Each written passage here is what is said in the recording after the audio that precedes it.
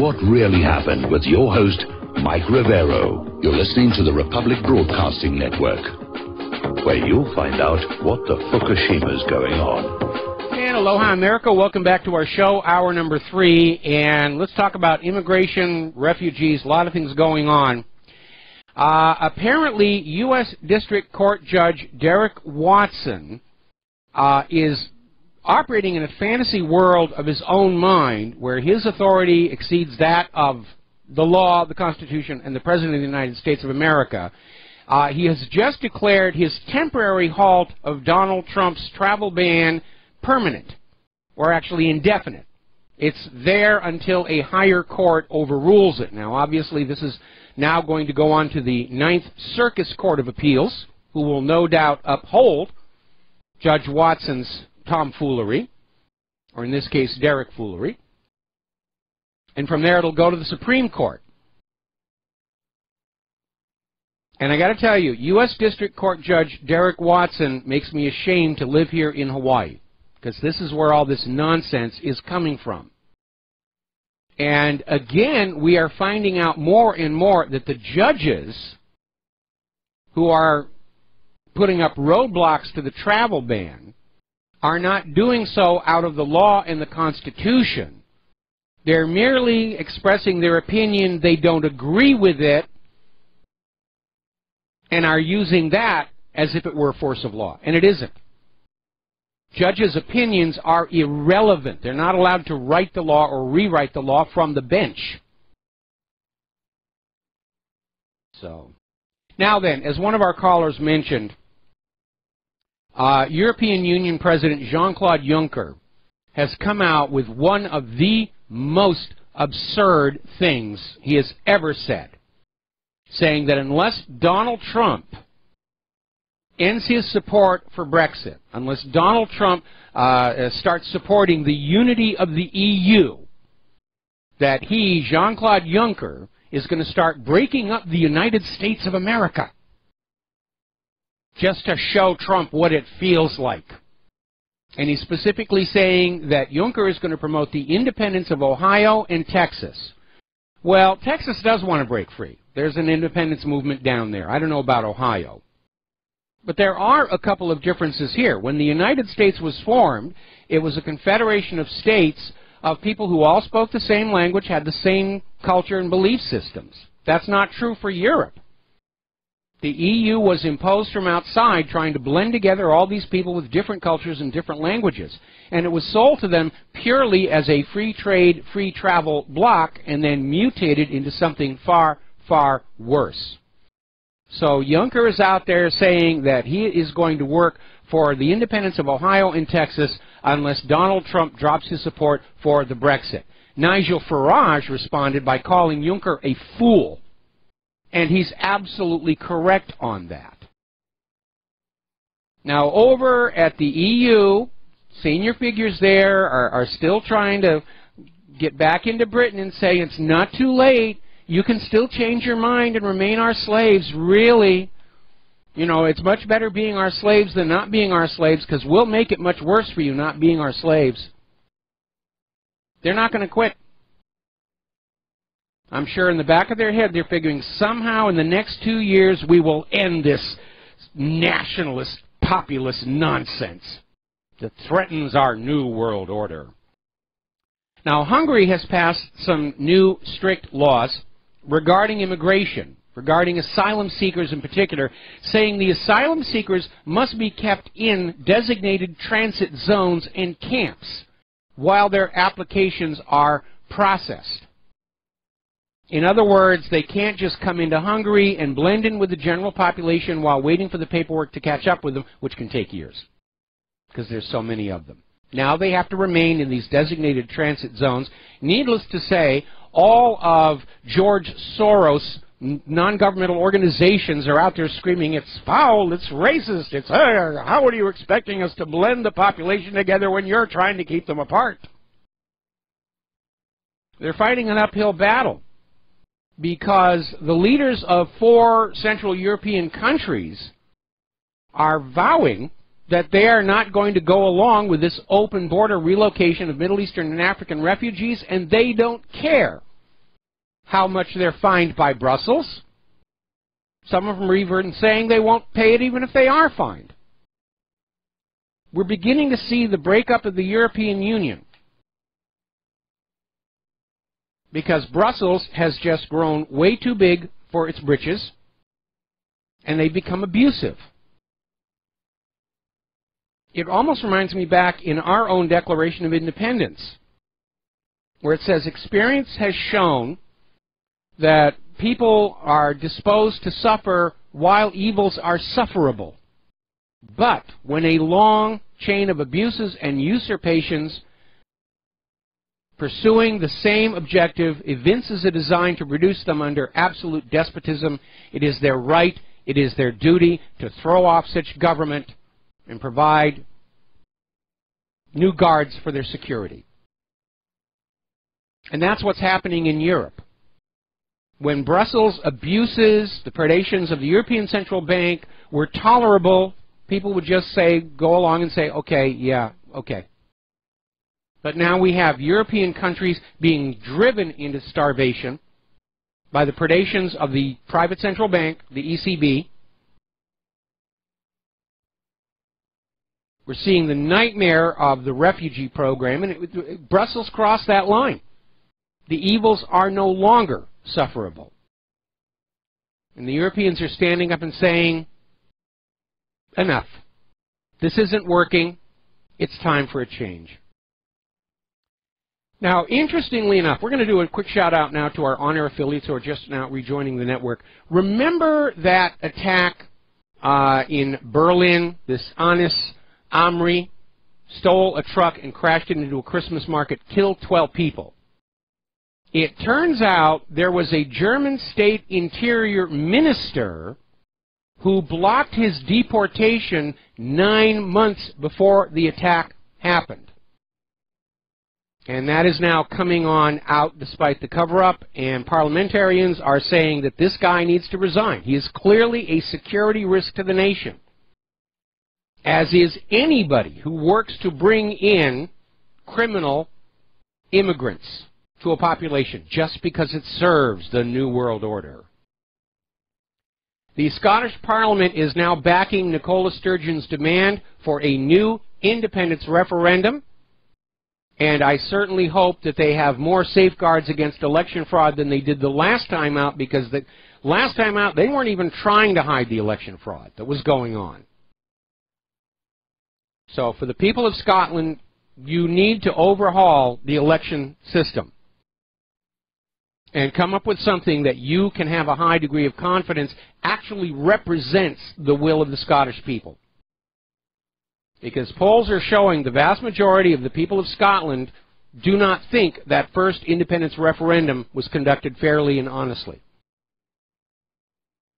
We are showing photos and videos of the fraud just taking place right out in the open. It's almost like the vote riggers didn't care. Yeah, we're stealing the election. What are you going to do about it? We know what William Wallace would do about it.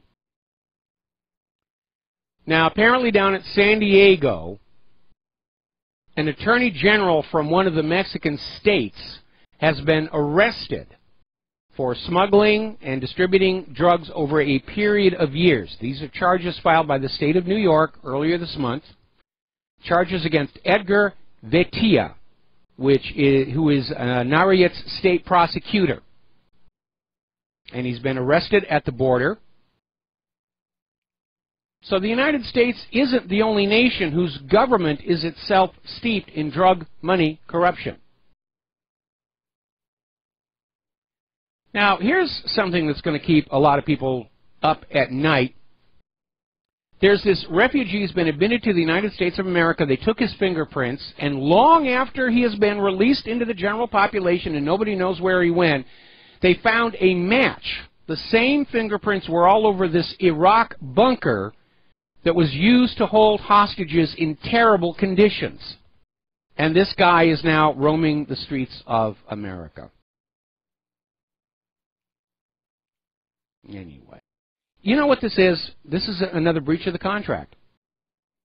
We obey the government, and in exchange, the government says they're going to protect us. Clearly, they have failed on that, haven't they? They have made us vulnerable to all these illegal immigrants and refugees who are criminals, rapists carrying contagious diseases. They have left all of our computer systems wide open to cybercrime. Where is the benefit to the American people from the American government? I actually don't see any. And that's why I keep saying we need a new cash for clunkers law, where we take our old, bloated, wasteful, inefficient government, we take it over to the trash yard, put it in the little machine and crunch it down to a steel coffee table, and then we all get a check for $50,000 with which to buy a new, smaller, more efficient government. That's what we need right now. Meanwhile, the U.S. is considering 100% tariffs on European Union goods. Trump is apparently ramping up a trade war, and Juncker's comments today are probably not going to make things any better.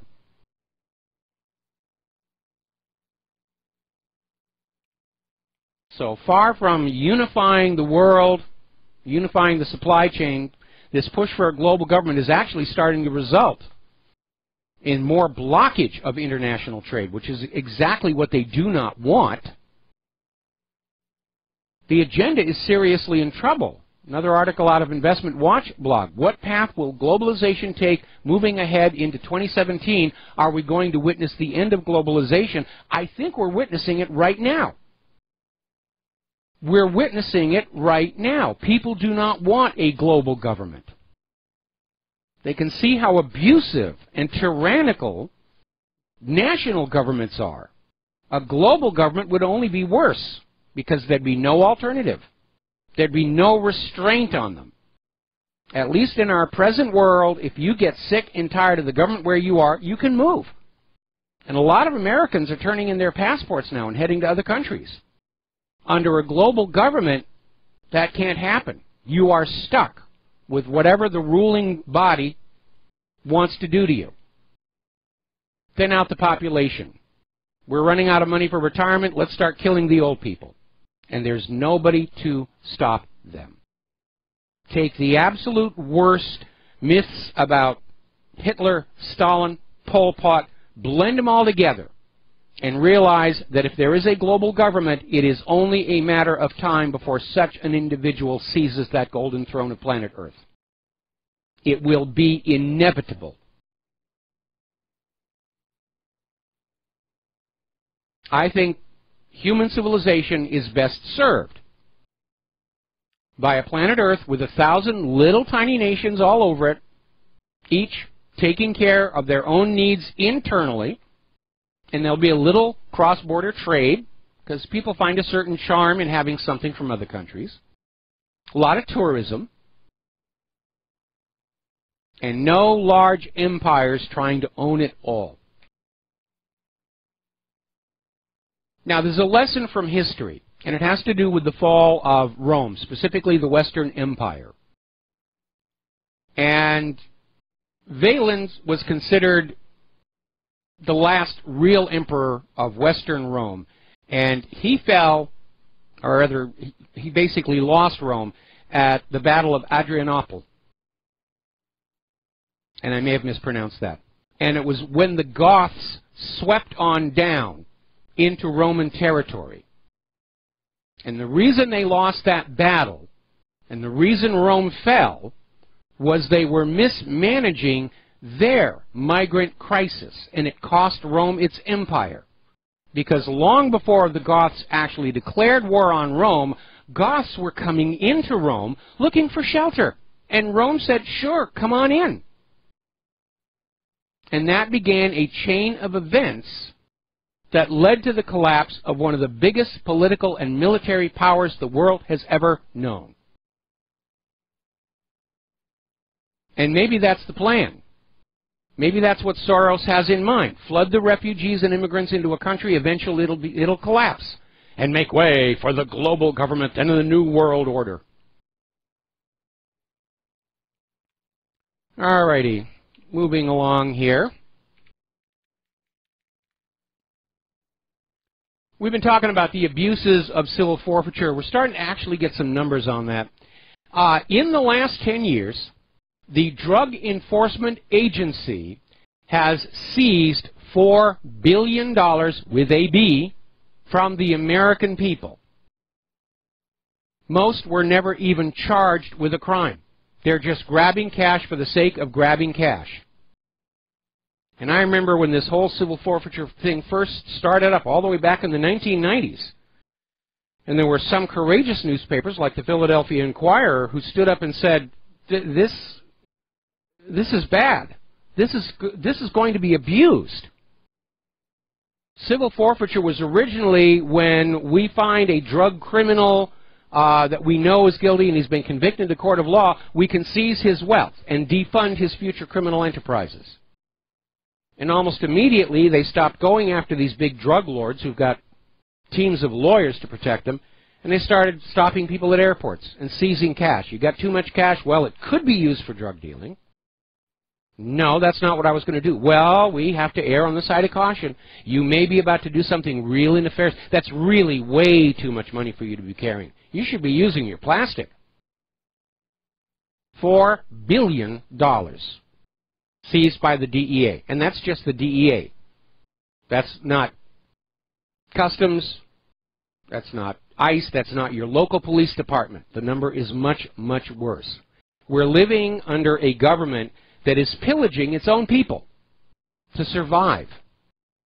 And there is no difference between what the DEA is doing and what Sir Guy of Gisborne's soldiers were doing as they scampered across Nottingham, just grabbing chickens and pigs and farmers' daughters whenever they felt like it. It's exactly that same mindset. Oh, there's something over there I want to have. I will just take it. The law says I can. His Lordship has blessed me with a charter saying I can take things from you, even though you've done nothing wrong. It's a return to Code Napoleon. We think you're guilty. Unless you can prove you're innocent, we are going to treat you as if you are guilty. And that's not what America's about. America is you are presumed innocent until the prosecutors provide proof beyond a reasonable doubt. Now, I'm happy to say that a lot of state governments are starting to pass laws pulling back on civil forfeiture, saying the police cannot take your property until they have convicted you of a crime. And that is an important first step.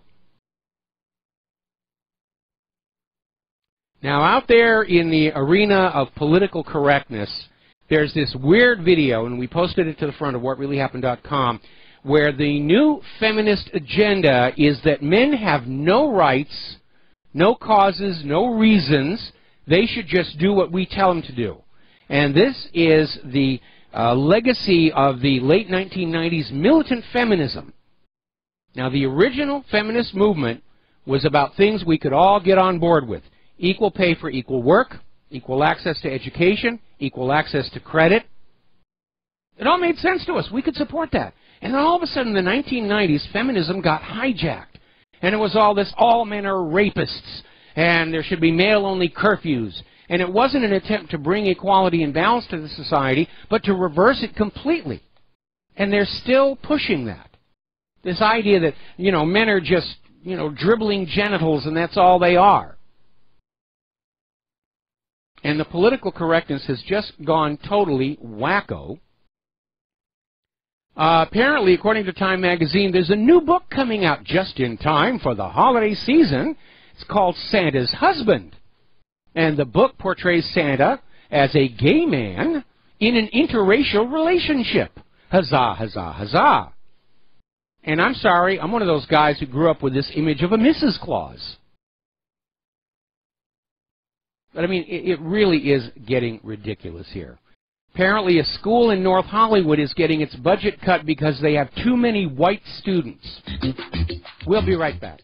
And aloha America, welcome back to the show. And we are just about 3.5 minutes away from the launch of SpaceX's latest flight, SES-10.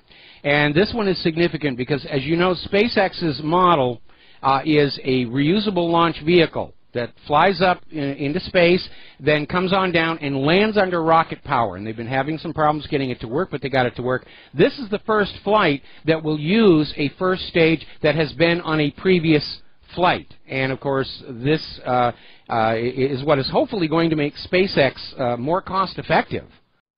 So we're waiting to see that come on up right now. Let's finish up on the political correctness thing before we take another phone call here. It really is ridiculous out there with this constantly being offended about various things here.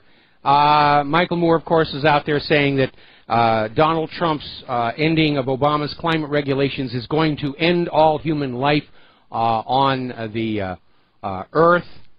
The elementary school in California banned the game of tag because it's too dangerous.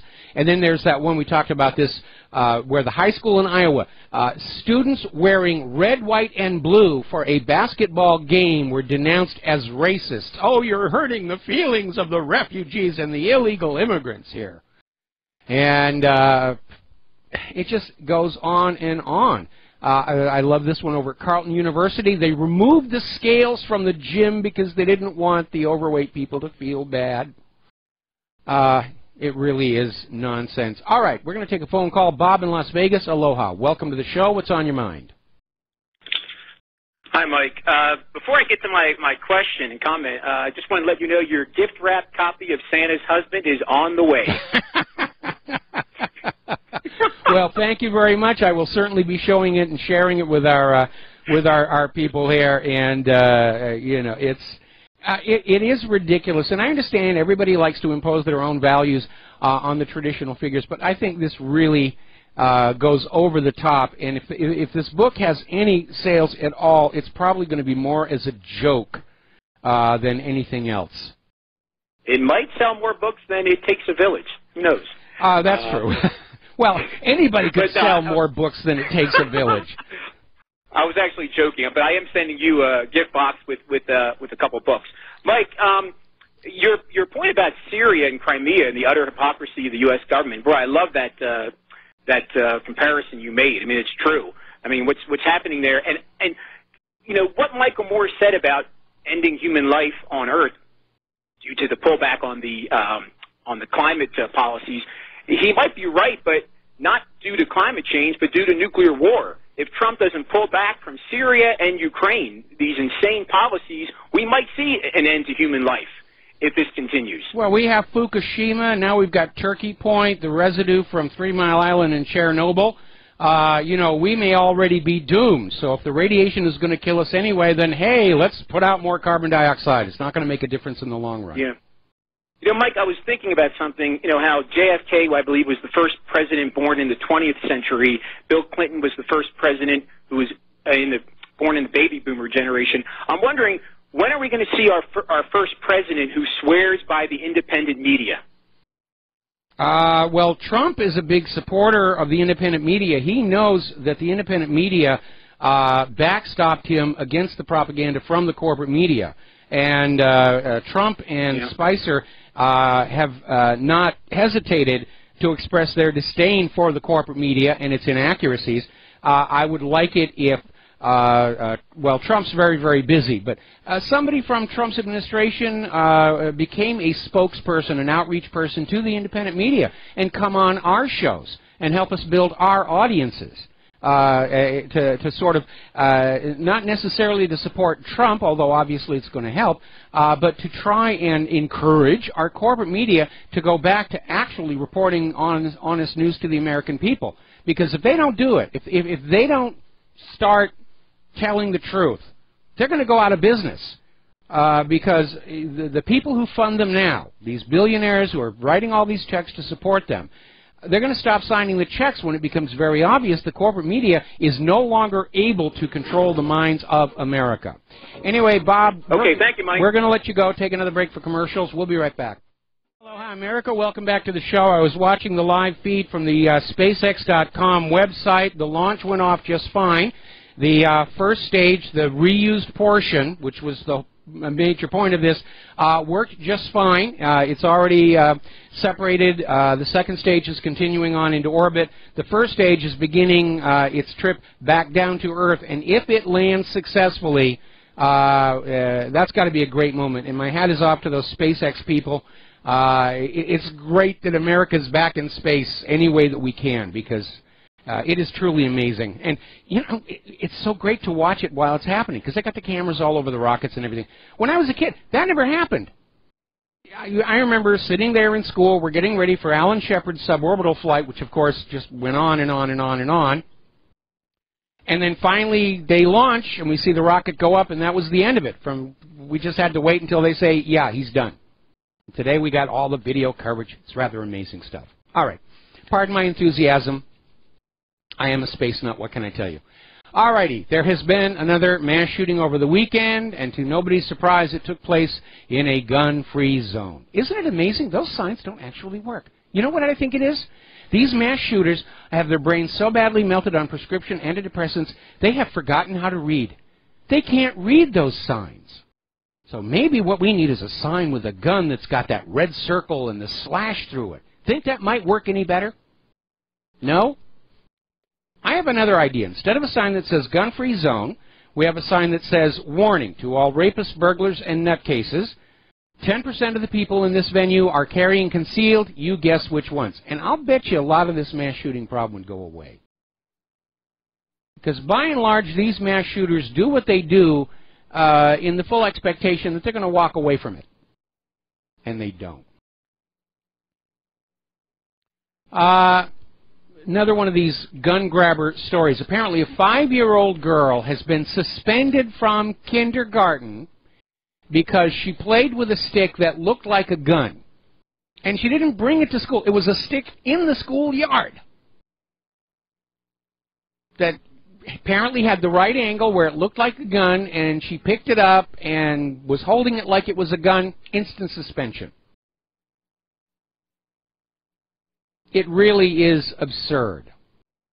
And again, I am thinking back to when I was a kid, growing on up, where guns weren't mysterious, magical objects, they were tools.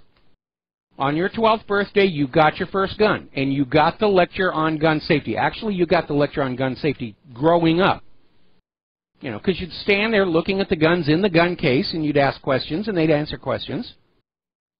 They would always hit the point. This is not a toy. This is a tool. It's a very dangerous one. When you are 12, you will get your gun. And they would teach us gun safety. And the first time you misused that weapon, you would get a trip to the woodshed, would have you eating dinner standing up for at least a week. And we didn't have mass shootings. We didn't have this kind of craziness going on. We would take our guns to school. We'd put them in the cloakroom. No big deal.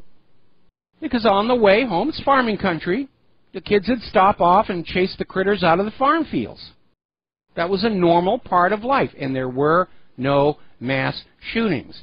There wasn't an epidemic of crime. It was very quiet and very, very peaceful lifestyle. The only bad incident we had with a gun the entire time I was living in that town in New Hampshire was an attempted suicide. That was it. We didn't have the out-of-control craziness we have now that's the product of the gun-grabber culture that wants to traumatize anybody who sees a gun. Now, there's something very weird going on over in Lake County where they're getting ready to have this lawsuit brought by Lenny Posner against Wolfgang Halbig.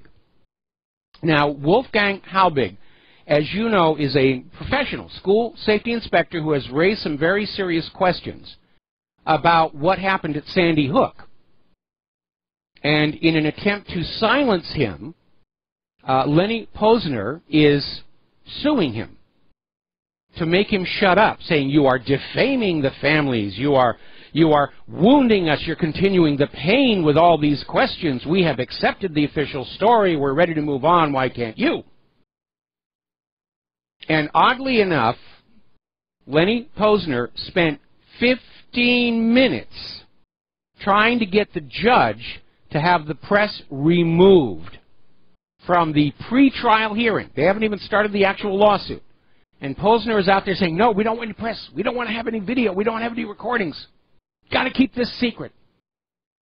Because he's afraid of what Halbig is going to bring on out in his defense. Because Halbig has a very, very solid case that we were lied to about Sandy Hook, just as we were lied to about the Boston bombing, just as we were lied to about 9/11, just as we were lied to about Saddam's nuclear weapons and Assad's sarin gas and torpedoes in the Gulf of Tonkin, Spanish mine in Havana Harbor, Lusitania smuggling weapons.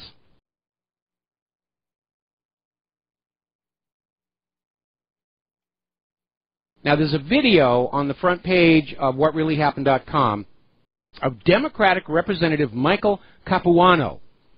And he was standing up in opposition to this bill that Congress just passed to make it legal for your internet service provider to scarf up all of your browsing history and sell it to whoever might want it. Marketing companies, certainly.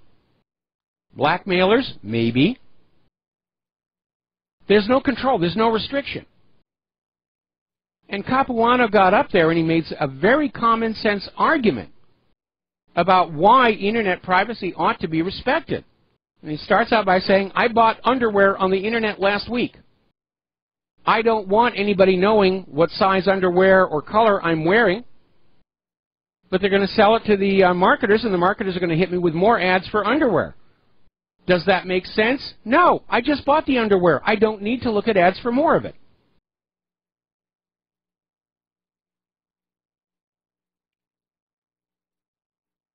And he makes a very, very good case, but unfortunately, Congress has sold out your privacy rights. I love that call that we got yesterday that had the perfect answer for anybody saying, well, if you've got privacy, you must have something you want to hide. If you're not doing anything wrong, you shouldn't worry about privacy. Yeah, why do you have curtains on the windows of your home? Why do you close the bathroom door? Why do you have an opaque shower curtain in the shower? Isn't that for your privacy? Yeah. They'll come back and say, well, they're not intruding there. Yeah, they are. Remember that big stink where this school district issued laptop computers to their students that had built-in webcams, and then were using these laptops. School administrators were using these student laptops to spy on the students in their own rooms, in their own homes. Yeah, that's why we need privacy. All right, we're going to grab ourselves a phone call. Cerise in Jacksonville, aloha. Welcome to the show. What's on your mind? Hey, how are you doing? I'm fine. Hello? Yes, I'm fine. I hear you. Okay, I apologize. I just got off work. I haven't been able to hear your show yet today, so you might have addressed this. Did you see about Representative Massey indicating he wants to audit the Fed and trying to garner support to audit the Fed? Yeah, we did, and we talked about how Rand Paul's bill, which is basically his father's bill, is out of the House committee. It passed the committee, and it's headed for the floor. So there's going to be a big floor fight trying to get support for the bill. And unfortunately, given the amount of corruption in Congress and the Fed's willingness to just create money out of thin air and pour it all over congressional campaigns, I would love to see this passed. I'll be very surprised if it passes.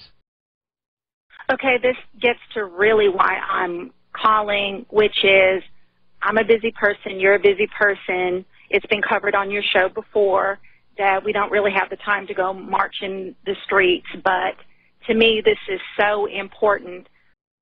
There is an organized march or rally. I'm willing to take off work and go to that city, wherever it might be, to show numbers and to show support. To me, none of our pet issues will ever really get resolved until we stop being slaves to the money supply. So I know people call and they ask you and they throw things in your lap and say, hey, will you coordinate it? But I know this is important to you. It is important. I know people listening. Okay. It is important to me. Unfortunately, from out here in Oahu, I'm constrained about what I'm able to do. I can't fly to the mainland and march in the streets of America because of the intense cost. In fact, Claire and I are trying to get the money to move back to the mainland this year so that I can take part in some of these things I'm invited to take part in. But I'm sure there are other organizations out there who are aware of the predations of the private central bank. And I would be very surprised if there weren't already plans to have massive demonstrations in front of the Congress and all of the main Federal Reserve banks saying it's time for the American people to know just how much real wealth has been sucked out of the pockets of the people whose labor creates that wealth and poured into the pockets of the bankers who have invested little more than ink, paper, and some computers in the scam.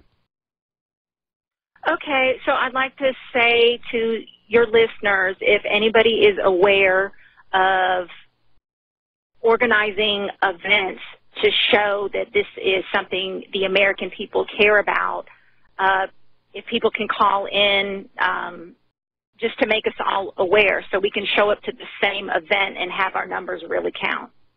All right, well, we'll put the word out here, and I'll do a web search and see if I can find anything that's being planned and post it to whatreallyhappened.com, okay? Do you have time for one other thing? Real quick, we're running out of time on the show. Did you ever see this tiny little headline piece that talked about Trump and his wife don't sleep together? I don't even pay attention to that kind of stuff. I mean, obviously they don't sleep together now. He's in Washington, D.C., and she's in New York. The point of it was that even when they're together, they don't sleep together, which again is a violation of privacy. But it struck me as they are really playing so hard with this man that they're definitely spying on him, and it's getting leaked because, of course, they didn't say who the source was, but they said sources claimed. They don't. It's just so personal and so dirty how they're. Well, it is, and they're trying to imply that there's something going on there. But, you know, growing up, I've known a lot of very happily married couples who prefer separate bedrooms because one of them snores incredibly loudly. And, you know, Claire and I are the other way. In fact, if I can't feel Claire next to me in the bed, I don't sleep very well at all. And when I'm having to travel away from her, I get real cranky real quick. But there are some couples who have separate bedrooms because of the snoring issue or because somebody has restless leg syndrome or just tossing and turning or maybe keeping odd hours. And they don't want to... We've observed how Trump is sensitive about these types of things, and I feel like they're pushing him so hard. He can be really prideful about these types of issues. Well, I think, you know, again, it's going to be hard to sell this idea that he has a right to privacy when Congress has just taken away ours. And that's a real problem. Anyway, listen, got to let you go. Okay, thank you. Bye. All right, we're going to switch over to Nick in Southern California. Aloha. Welcome to the show. What's on your mind? Aloha, Mike. I was calling about that internet privacy that you just brought up 5 minutes ago. Yes. And my question was, is there a way around that using proxy? Well, no. See, the problem is this privacy intrusion is at the ISP level, which is the first thing that you're going to when you go out of your computer. The first thing you go is to your ISP. And you can go from the ISP to a proxy server, but by then the ISP has already got your browsing data. Okay, well, shoot, if you can think of a way around that just pretty much circumvents the you know, the current way of doing things, I'd appreciate that. And then I sent you an email yesterday purely for humor with the Monty Python Money song. I don't know if you saw that or not. I missed it. I'll look for it, though. I mean, I was a huge Monty Python fan, so... Yeah, I sent it in the afternoon, and you know, it's got a big caption, humor, Monty Python, and I got a chuckle out of it. I thought you would like it. Well, I will look for it, and if appropriate, I will put it up there because I am a Monty Python fan, and it is rather scary how so much of what they had done back then was prescient and is actually manifesting today. But I'll take a look for that. Anyway, Nick, we're going to let you go. We're going to take one more phone call from Tom in Indiana. Aloha. Welcome to the show. What's on your mind? Aloha. Aloha. Nice to talk to you, man. I sent you some stamps. Anyway, what I wanted to tell you is I got some cop friends, and one of them knew a cop that lived in the next town from Sandy Hook. And when there was a call-out, he went to render assistance. He was stopped by the state police, and that state isn't that big where he didn't know every one of the state police cops. And at Sandy Hook, there wasn't a single state police cop that he knew. Yes. None of them. And he tried to render assistance. They told him to go away. We don't need you. And anyway, he went back to his own home district then and told them about it. And they fired the guy. and he couldn't get a job in the surrounding 3 states. I just wanted to tell you that. Yeah, that's how it works. I watched everything on Sandy Hook, and I think that's definitely a conspiracy against us. I agree. But thank you very much, and aloha. Aloha, thank you very much. Yeah, we live in an age of lies. That's how our government controls us. Hoaxes, frauds, deceptions, lies. That's how they do it. The story of this officer reminds me of the gentleman who married Claire and I. Just happened to be near Oklahoma City when that all happened. And drove on over, wanted to volunteer to help look for bodies. He had to show his ID 3 separate times. There were 3 cordons around the remains of the Murrah building, and he had to show his ID 3 times, and it was like, you know, an hour trying to get to the site. And, of course, all this time people are bleeding to death and dying under the rubble.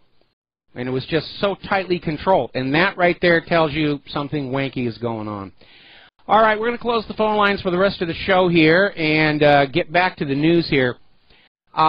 If you have been seeing on social media all these stories claiming that Donald Trump has an incestuous relationship with Ivanka, it turns out they're all coming from the same source. There's a botnet that is just pouring these onto social media to try and get this piece of propaganda out there. Boy, the other side loves to play dirty, and the sooner Donald Trump realizes that, I think the better his administration is going to be. Going to take a break for commercials. Back with the last segment of our program after these few words. And aloha, America. Welcome back to the show. I was just checking in with the SpaceX website, and it looks like the communication satellite is on its way to geosynchronous orbit. So that part is doing really well. I haven't been able to find out if that first stage did successfully soft land or not, but at this point it's certainly looking like SpaceX knows what they're doing. And I imagine it's very exciting over there, a lot of fun. Now, let's talk about fake science, not the real science like SpaceX is doing, the fake science. Very interesting article came out of Natural News. And it's talking about a big whoopsie over at Science Daily because it has 2 headlines, 2 stories based on the same exact science study that was published in the Journal of American Medical Association regarding vitamin D and cancer. And in one of these Science Daily stories citing this AMA article, it says vitamin D decreases risk of cancer, while the other story, citing the exact same study, says vitamin D and calcium don't reduce the cancer risk. All being driven by the money. We've got to keep the cancer establishment profitable. We can't have people preventing cancer. How will I afford my Porsche? Now, a very tragic story here. Young girl named Mia Blesky, very talented musician, dreamed of being a pop singer, was well on her way, was already doing TV and singing, and then she got the HPV vaccine, started getting sick and weakening, had an obvious adverse reaction that has now paralyzed her from the neck down, and it looks to be permanent. The doctors are claiming it's all in her head. She's making it up. We would never do anything wrong.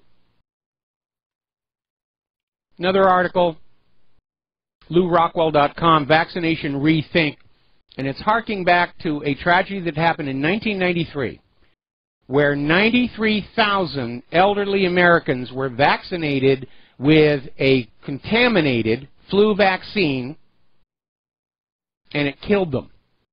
And it was such a huge vaccine-related death, it actually caused the life expectancy of Americans to drop for the first time in 8 decades. And this was all covered up by health authorities and the news media. And Lou Rockwell is saying, if you can hide 93,000 vaccine-related deaths from the American people, what else is the vaccine industry hiding? It's time we find out. Meanwhile, out in California, they've passed SB 18, which allows state authorities to enter unvaccinated children's homes in order to assess the child's safety. Oh, you're obviously unsafe. You need a needle. Talk about dictatorship. All right, there's the music. Time for me to get on out of here. We're standing by for John Stedmiller's show. I'm going to be taking the mic for just a few minutes while John gets in. So we'll be right back after station identification.